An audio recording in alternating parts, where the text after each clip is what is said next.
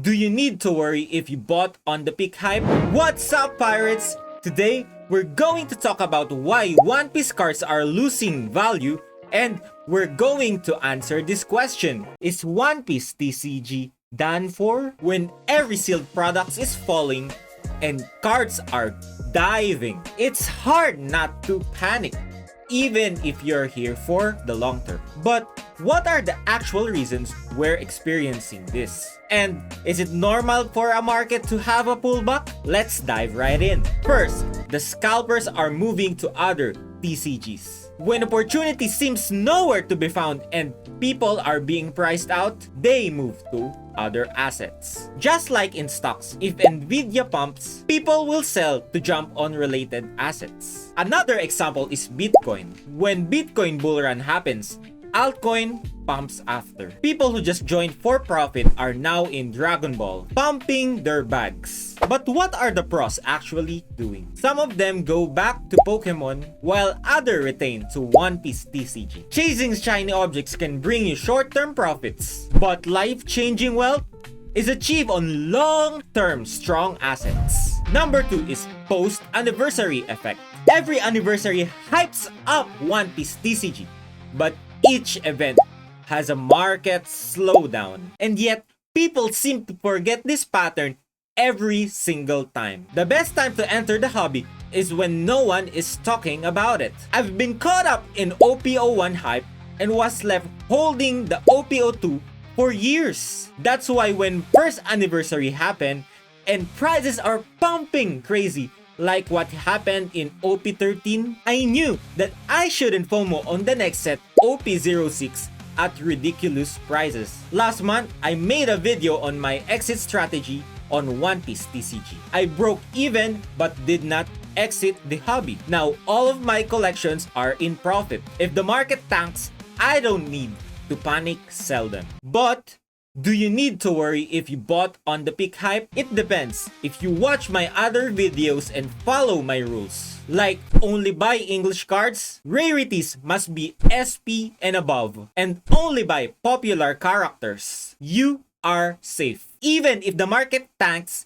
these cards will come back stronger in the next hype cycle. But if you buy Japanese and normal alternate arts, you should be cautious because some of them might not come back on their current levels. Number 3 is major assets are going down. When the whole market dips, secondary assets are what the investors want to sell first. Right now, gold, silver, Bitcoin, and stocks are in pullback. Some investors are afraid to put money into the market, while the pros are selling their secondary assets like TCGs to buy real assets. What matters in a pullback is liquidity. Stocks, gold, and cryptocurrencies are more liquid than TCG. Number 4 is reprint announcement. Reprint announcement are the most fastest way to tank card prices. When supply suddenly increase or is expected to increase, demand for existing copies drops. This is a well-known pattern in all TCGs. And One Piece is no exception. Because cards are currently out of touch for the players, Bandai has no other choice but to announce a reprint. But what's crazy is they announced a reprint for a set that isn't even in the market yet. EB03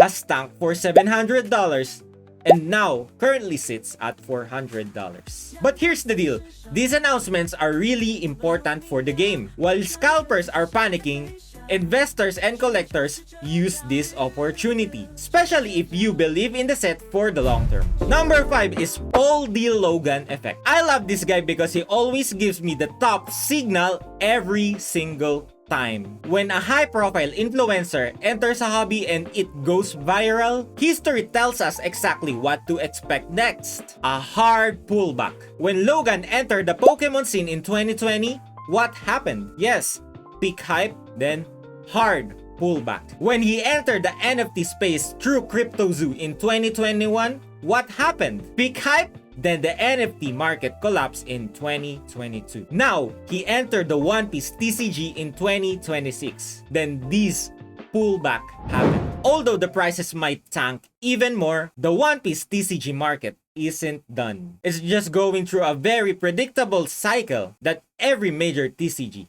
has experienced. Scalpers leaving, reprint announcement, macro market dips, and Paul D. Logan signal are all temporary forces and not death sentence. Remember, the best deals are always made when the panic is loudest or if the hobby is out of the spotlight. If you love this video, like, subscribe, and comment down below. Are you going to exit the hobby? See you on our next voyage.